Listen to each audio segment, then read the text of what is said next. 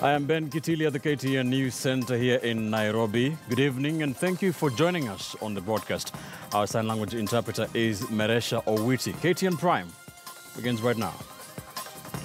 And the United States government, through its envoy in Kenya, Robert Godec, has intensified calls for the Kenyan opposition to abandon its planned January 30th swearing-in ceremony to allow for dialogue with President Uhuru Kenyatta's camp. But as our political affairs reporter Moremi Mwangi now tells us, a meeting between Godec and the opposition's parliamentary leadership at the Senate and the National Assembly appears to have borne little fruit, as NASA insisted will go ahead with the swearing-in plans, as Kenyatta's camp has not shown any goodwill to dialogue. With only 22 days to the planned swearing-in of opposition chief Raila Odinga as the people's president, with Kalonzo Musyoka as his deputy, this is part of the National Super Alliance resistance agenda against President Uhuru Kenyatta's administration. The United States government has intensified calls for political ceasefire.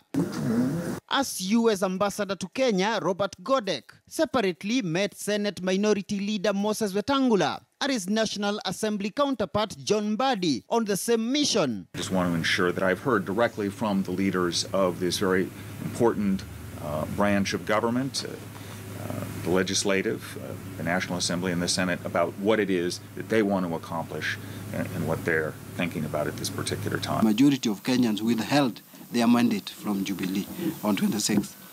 Therefore, the discussion needs to be around with this confusing state of affairs. How then is Kenya going to move forward?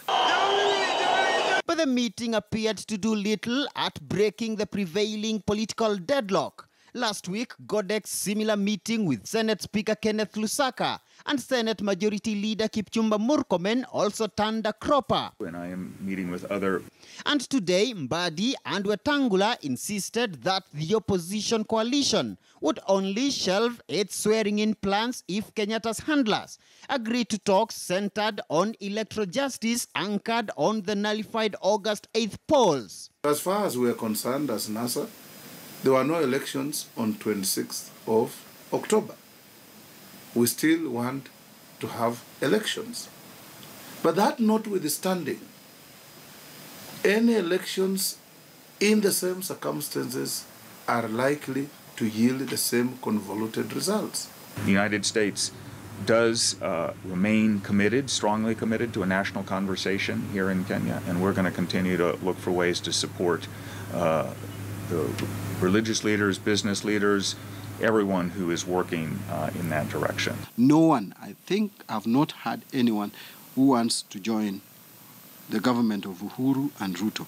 If anyone wants to join, then as an individual. That is not position of NASA.